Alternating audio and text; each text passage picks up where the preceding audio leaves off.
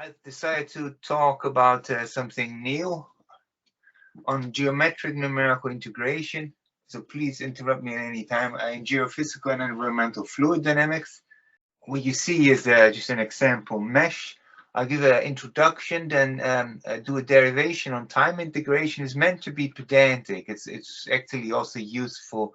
It's real research. It is from a couple of years ago, but it'll also help you for your assignment, which I posted. And then I show some videos, and then I go to again into a derivation with the conclusion. So, well, the goal of geometric numerical integration is to preserve the geometric and conservative structure of the underlying partial differential equations. And this geometric structure is responsible for integral or just plain conservation laws of these PDEs. And these conservation laws can include mass, or the integral of mass, energy, or the integral of energy over the domain, phase space volume, a bit more complicated concept, and potential vorticity. So I will, in the later part, do a derivation and show what potential vorticity is in the context of geophysical fluid dynamics. Now it turns out so basically you look at the structure of partial differential equations. Now if the PDEs have a variation or Hamiltonian structure, then these conservation laws are pretty much all a consequence of Noether's theorem. So it's Emmy Noether in 1918. Interesting link here on Emmy Noether. It was from an article from 2018, so I took a screenshot of an image on that article. This is just, don't worry about what the formula means, but it's a pretty formula, I tell you. It has to do with symmetries in structure in the equations. Well, what's now the goal is? The goal is, and the advantage of geometric numerical integration is that you preserve these conservation laws as much as possible in your integration method to get a faithful integration. So it preserves the structure of the underlying partial differential equations, and that leads usually as in tandem to numerical stability and a robust numerical integration.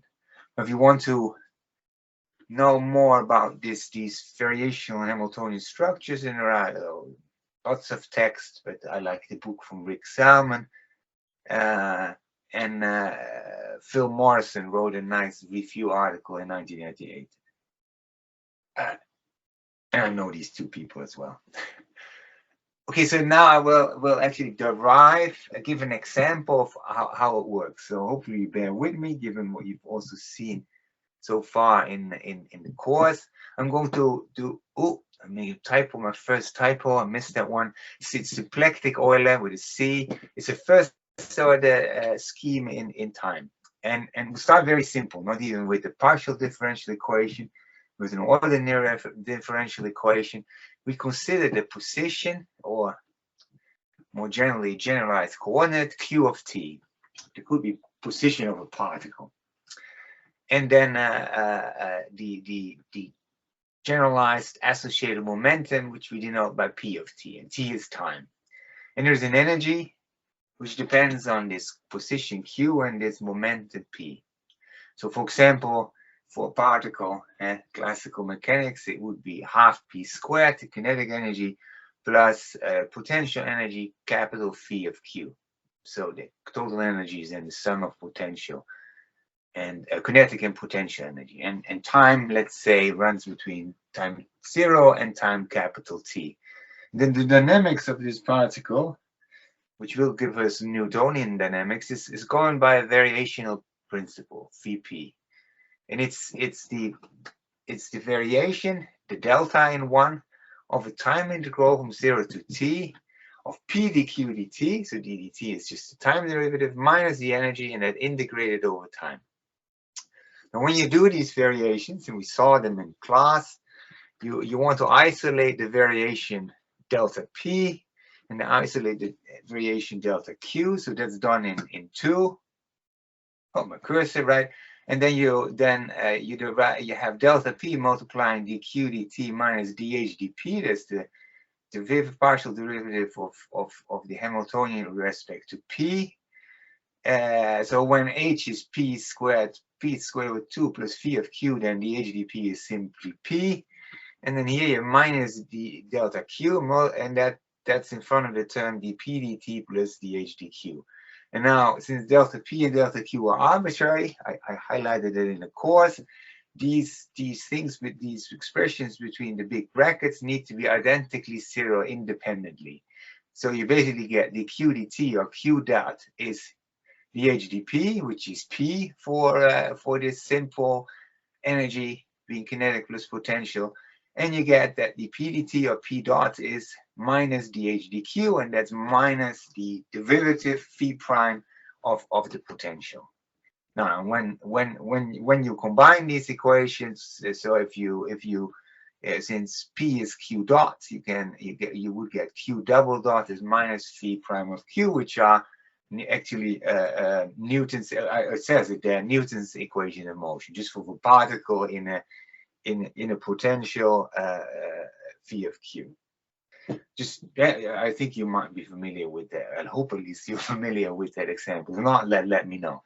So what we're going to do is we're going to chop up this capital time, so the time interval from 0 to capital T in nt time intervals. And then you get the regular time, so delta t is then the capital T over n of t, and then you introduce your time node. We've seen that in the course. But now we're going to, just a bit funny, that's my idea, even though the scheme was well known. We're going to approximate the position q and the momentum p as q tau, q sub tau, and p sub tau. That just denotes the subscript tau. That these are approximations of the real time-dependent q and t. So what we're going to do in each time interval, we're just taking means. So that I've taken that from Gagarina's thesis, Elena, who was supervised. So basically, from time interval t, from node Tn to Tn plus 1, n to n plus 1, I just have a constant, right? You remember that's what finite volume means. But we did finite volume in space. This is finite volume of finite rods in time. A bit funny, but around every node you denote, so take the one in the middle, around node n plus 1, you take a pn plus 1 on the minus side. That's on the left. So that then is equal to the constant between Tn and Tn plus 1, and you denote Pn plus 1 comma plus on the right side. And then you see that there is a jump, just like we had in the finite volumes in space in class. And you do the same. It's a bit funny, but just bear with me, right? So that basically means that Pn comma plus is the same, and the plus side of n is the same as Pn plus 1 comma on the minus side, right? Because it's constant. Now you might say, why do you do that? Well, because it's the simplest case. The next case would be that you have a piecewise linear approximation, and then the limits on either side would obviously be different.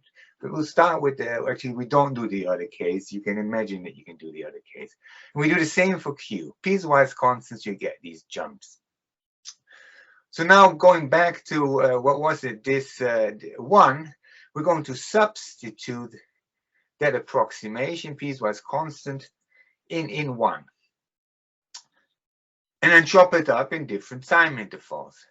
Now, we'll just substitute. I instead of the integral from 0 to t, I chopped, say it's the sum of, I hope I did the counting right? You have to draw this, n is 0 to nt minus 1 of these time intervals, and then I have the integral over one time interval. And then I substitute for p sub tau, for q sub tau, etc. in Hamiltonian. And then you get and then you take the variation, and you have to do the substitution in the next step. And we also get a jump term. Now look at this. That's the second sum, which is slightly different because it's over the node, so it should be one more. What you see here is qn plus 1 plus minus qn plus. So that's a jump term across, say, node n. And then on the right with the alphas and betas, you see the mean of of p over jump, where alpha runs, it says here at the top, between 0 and 1, and then beta is 1 minus alpha. So it's some mean, like in a theta scheme, but I use here alpha. Now that's the jump term, but we note that this term p tau d q tau dt in an interval is actually 0. Well, why is it 0? Since q of tau in an interval is constant, it's a mean, right? It's just a straight line, just like, yeah, that's here, it's a straight line. That means that its derivative in this interval is non-zero.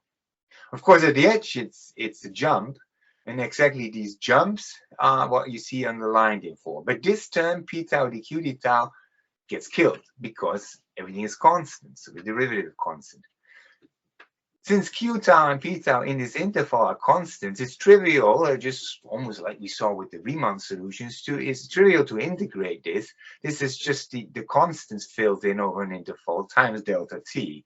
Now it turns out we introduced these alphas, and now it turns out, so Elena did that, you can do a stability analysis, and the scheme is only stable for alpha. The choice is alpha 0, half, or 1. We're going to take, I think, yes, alpha is 1. And then this procedure, this finite volume in time, when you do the variations, gives you the sum we had with the derivatives of the Hamiltonian, with all these nasty pluses, and well, they're not that nasty, just there. You get a delta p n comma plus, a delta q n comma plus, and then you need to do in part of this sum you need to take the variation of the last term in 4, so the delta, so you get the variation in respect to 3 terms, but you need to actually the last one, so the variation on what is it, delta qn plus 1, you need to re-express that as a variation of delta qn, and you do then a re-summing. So instead you define n plus 1 as m, and then you rename m as n, and then that gives you this term. Now, if you collect all the terms with delta p n comma plus, you get the update of qn plus to qn plus 1, given this derivative of the Hamiltonian with respect to p. And when you look at the variation delta qn plus, so you collect that in the top one, you get the update of pn plus minus pn minus, so that's the time step, and that's minus the variation of h with respect to qn plus. Now it turns out these pluses and minuses are all a bit inconvenient, but since it's a mean, you can actually rename. You can just call pn plus is pn plus 1 minus, which is what we saw. We just call it pn plus 1, and qn plus we call qn, and then you obtain the classical symplectic Euler scheme, which you can find in lots of textbooks, derived as a finite volume scheme in time with only means. So then we get 7. We first update this momentum p to time n, which is the momentum at the nth time step minus delta t, and then the Hamiltonian derivative with respect to qn. But q is evaluated n, but pn is at pn plus 1. So if it's highly nonlinear, if it depends, this derivative depends on pn plus 1, then in order to do an update, we need to bring all the n pn plus 1 to the left-hand side and do an update. Or when it's very complicated, we need to do some Newton solver of this nonlinear algebraic system. And then in step 8, given the update pn plus 1, you have an explicit step where you get q at the next time level n plus 1. And so this can be done explicitly, even though it has this future time pn plus 1 in it, but we already knew that from 7. Now let's see how it works for the simpler case where this Hamiltonian, this energy h, is just half p squared plus the kinetic energy plus phi of q. So if we do dh dq of the Hamiltonian, then you get minus dt phi prime, so d phi dq at time level qn. So that turns out to be explicit because unlike 7, there is no dependence on Pn plus 1, simply because the energy is nicely split over a part which only depends on the positions, the potential energy, and a part which only depends on the kinetic, on the momentum in the kinetic energy. And then the next time step, the HDP is the half p squared dp, so that's just the momentum at the new time step. So this actually becomes computationally an explicit scheme. There are no n plus 1s on the right-hand side of 9. There is an n plus 1 on the right-hand side of 10, but we have already calculated the 9, so this is a nice, in terms of computations, explicit scheme. Now, most people don't derive it this way, but the reason to derive it this way is that you can go to higher order extensions. But you can reinterpret this scheme. It's very simple. I think it's very conceptual. So the reinterpretation is not mine. It's let's step 1, we integrate the subsystem. So this looks like cheating. What you say, the system is dp dt is minus phi. Oh, there should be a phi prime. Oh, terrible. It's there. Phi prime of q, so it's the derivative of q, otherwise it's not Newton's equation. But I don't update q. I just say dq dt q dot is 0. Then the update of q, which I call interim update, which I call q tilde, is simple q itself, because the right hand side is 0, right? It is delta t times 0. But this one, of course, is there should be a phi prime here in the top phi. It's simply the interim Pn plus 1 is Pn minus delta t phi prime at Qn. Of course, it should be.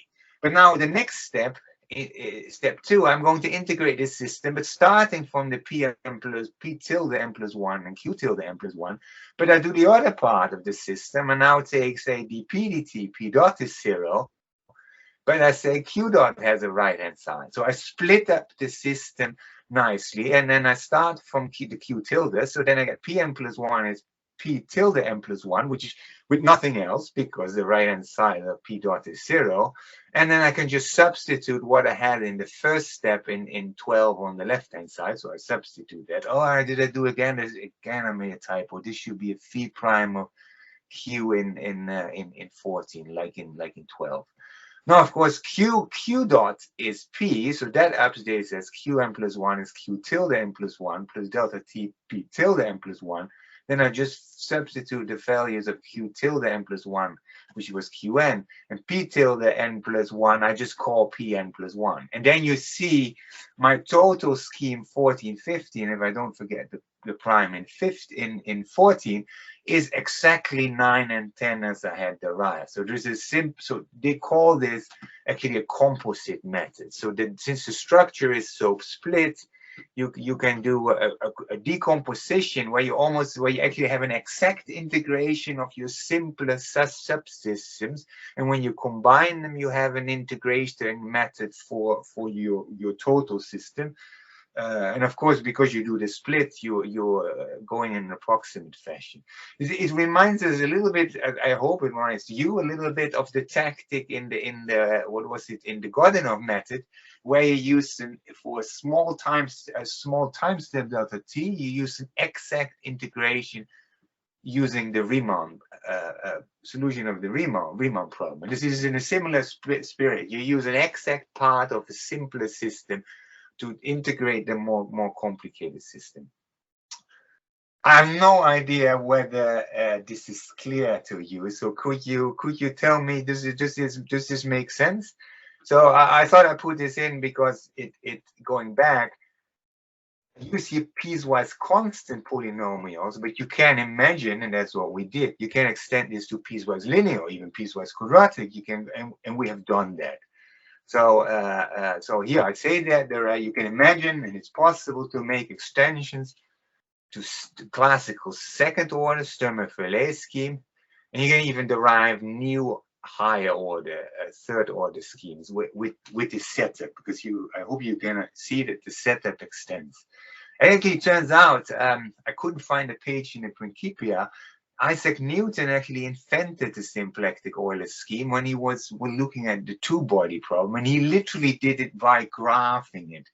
Because when you look at this method, let's look at 9 and 10.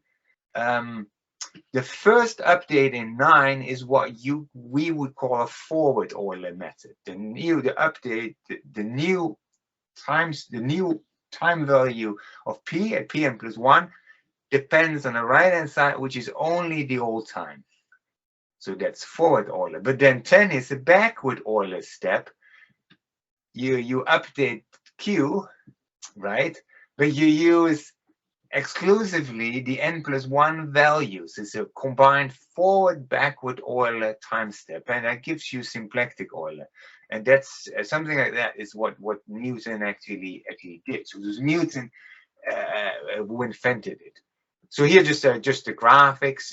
It's the result of a fairly complicated analysis. So that's the third order scheme where you look at where you do a Fourier analysis in time. So you guys are familiar, I hope, with at least with the idea of Fourier analysis, where omega delta t is a frequency in the problem, and delta t and alpha is this parameter we introduced, and you see that for omega delta t going to 0, so delta t finer and finer, the only place, so Elena used a shooting method, that's why you see all these dots. The only value for alpha in this third order scheme where it's stable is where is alpha is half, and for delta t not 0, so finite volume, you have a wider range of alphas for which the scheme is stable, indicated by this gray dotted stuff. I think you just use the shooting method. But just about some feedback. Are you guys okay? I mean, are there any questions? Does it roughly make sense what I presented?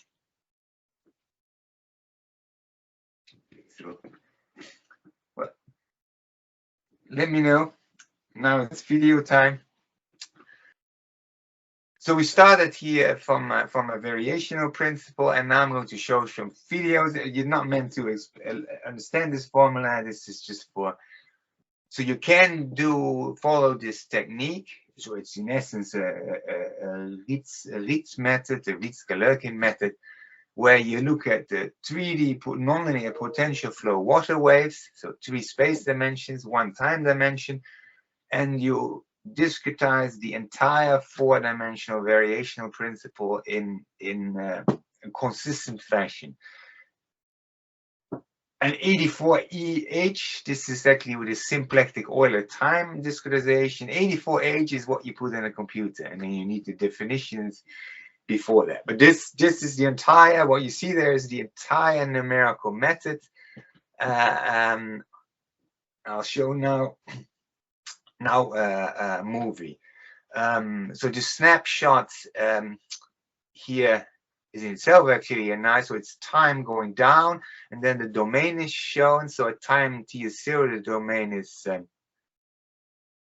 the water is not moving, the water is at rest. And on the left hand side there's a piston wave maker which moves back and forth, and it generates a wave. So at different times the free surface, so that's the top is shown, so we say waves, see waves being generated, and the velocity potential via the color bar. And the point is, this is the wave maker is programmed in such a way that at T3, that is 109.4 seconds, you get a highly peaked wave. It's basically kind of a linear resonance for phenomena.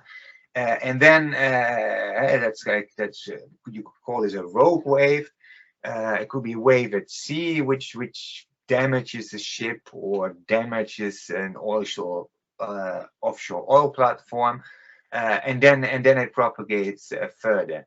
This is a simulation which was set up by the Maritime Research configuration, which was set up by the Maritime Research Institute in the Netherlands, because what they do at this hotspot around axis 50, they put in their wave tank, they put an offshore structure or a ship and see whether it survives when it's beaten with such a high extreme wave.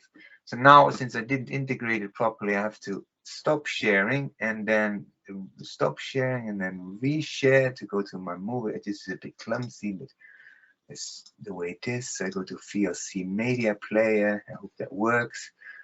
This is the one I want. Actually, I already showed this one, but anyway, this is not the case I showed. This is a case with the wave maker on the left. You see, in this case, not a potential, where you see the horizontal velocity, and then on the beach starts somewhere in the middle, and then the waves dampen out. So this is done, aside from the beginning, by a fully variational integration method, which preserves pretty much preserves all the geometries you have in the system, and the energy is not exactly preserved, but is approximately preserved, but it shows no drift. And in this particular case, you see that the waves on the right get very steep, and you see that there is almost no reflection of the waves back, just a little bit. And that's because on the right there is a numerical method.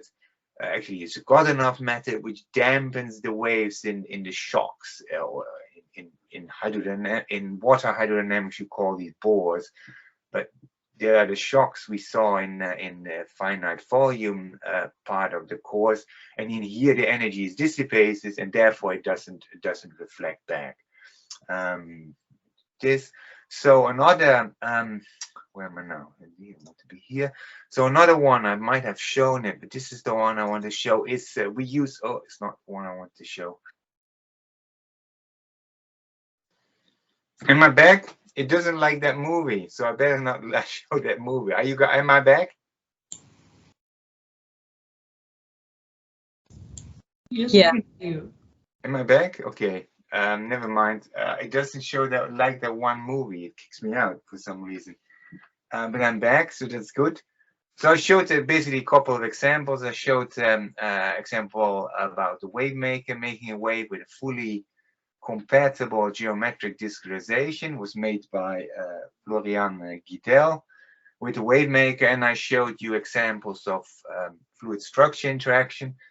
I will post the PDF will be posted afterwards as well. So here, when you press on the italics fire drag, you actually get an example of the code which does the two-dimensional fluid structure integration with the sample YouTube movie, of which I took a screenshot, and it was made by Thomas Sawa in 2018.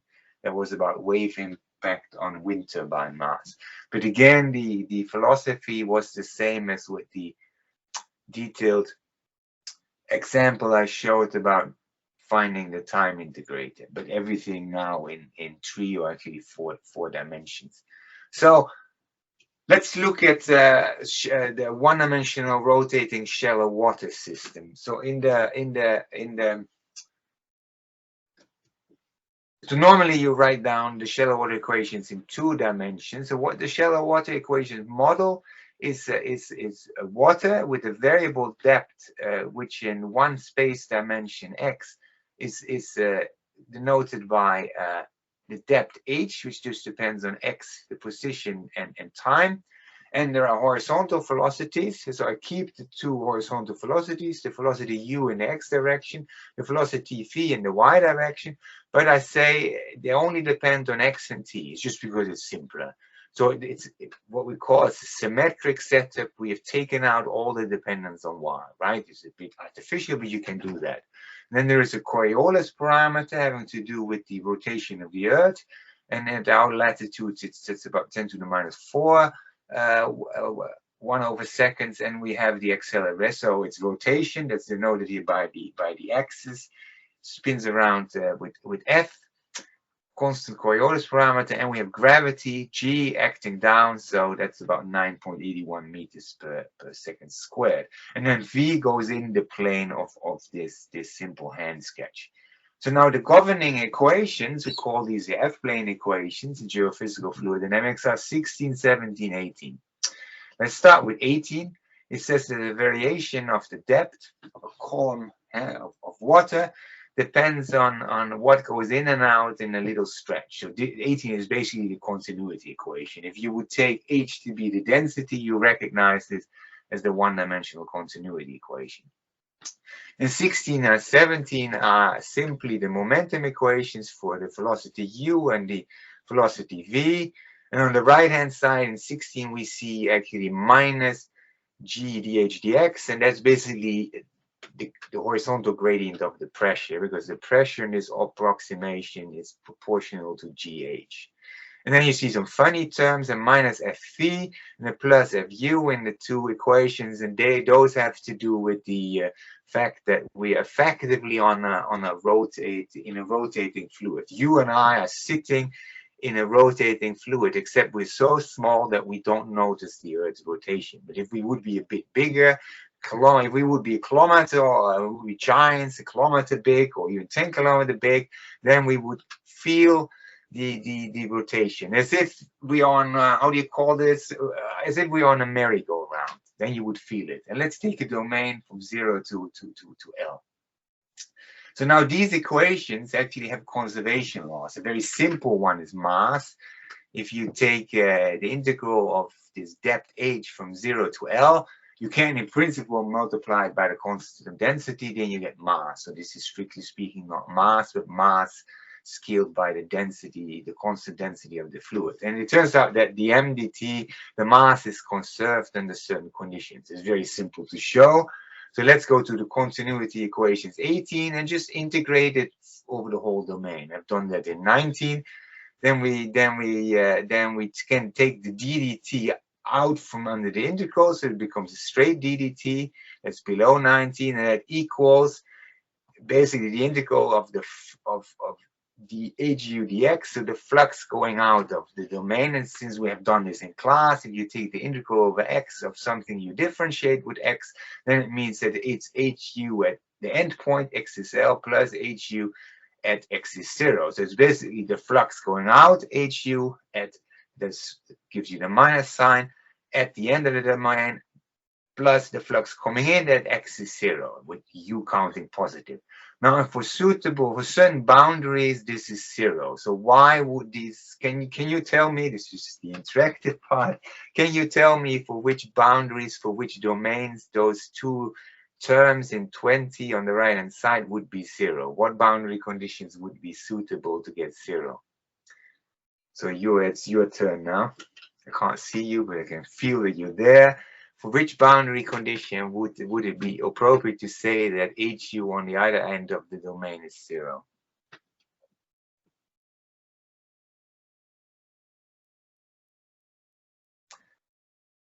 What would happen if we had a solid wall? If it was between the fluid was between two solid walls, what would then be the boundary condition at the endpoint?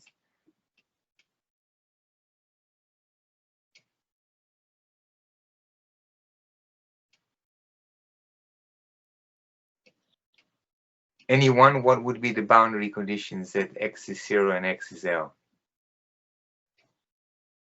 If it was a solid wall, it would be no slip. Okay, but u is just a normal velocity. What would be the normal? That's okay if you have viscosity. We didn't have viscosity.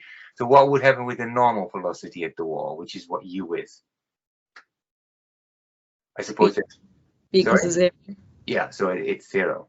Another one is when you take periodic boundary conditions, which I always say are not no boundary conditions, because you basically fold a piece of paper around and you just keep around. You never see the boundary. So for those, they would not be individually 0, but hu at 0 would be equal hu at L, and since there's a minus sign, they would cancel. Basically, a periodic boundary is not a boundary.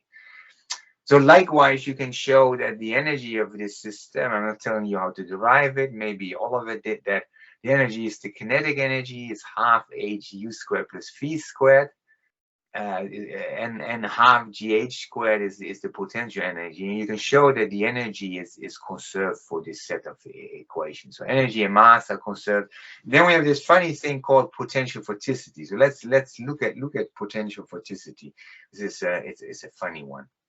The potential vorticity in this system is defined, we will derive it as the background vorticity F plus the vertical component, the only component left of the vorticity, which is dv dx. So I go to an easier notation here with partial derivative, just as subscripts because it's easier, and that's divided over h.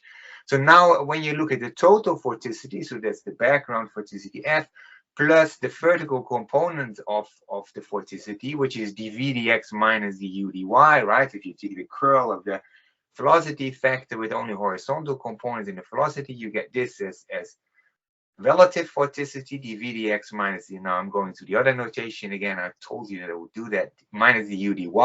But since we don't have a y, we say we don't do y derivatives. Life is already too complicated. We just have f plus dv dx. So how are we going to derive that? Well, we're going back to this simple equation, zonal momentum, y momentum equation 17, and we take the x derivative of 17. So let's take the fx derivative of 17. So we need to use the chain rule on the first term. The second term has two components, two is a product, and the third term f of u is just a u. So if we take dv dx of that, then we get ddt dv dx plus u ddx of dv dx, and then we get f plus vx times du dx, because we also have taken the du dx of the u affecting phi. Now we can also look at the continuity equation and split up the derivative. The derivative in the continuity equation 18. So if you do the ddx on hu, you get two terms, and that's what's written down in 22. And now we're going to combine 22 because we're going to eliminate the u dx. So there's one du dx in the first equation for 22, and there's one du dx in the second equation of 22, and we can combine that. Basically, we use the second equation to define the u dx, and then we eliminate the u dx in the first equation. Now, if you also divide by h squared and do some manipulation, you get the first equation is 23. You do some manipulation, believe me, and then you see actually it's basically the reverse chain rule. You get a ddt on f plus dv dx affected. It's effective, right? You see a ddt here and a u ddx on f plus dv dx divided by h, but then in the second term you see f plus phi of x, and then the ddt of 1 over h, and then the u ddx of 1 over h. Now if you combine that, you get one equation, dq dt plus u dq dx, with q is defined as f plus dv dx over h. And now you see this is a funny one, because it says if I follow the flow, and the flow has a velocity u. If I follow the flow, then q is preserved. So I'll show you the next slide. So I repeated the equation. It says 24. If I follow the flow, so if I move with the flow u, if I'm an item in the flow and I move with the flow u, then this q, which is the total vorticity over the depth, is conserved. And we see that because in 24, we see the material derivative, the one-dimensional version of it, because we have no y derivative, which is this capital ddt.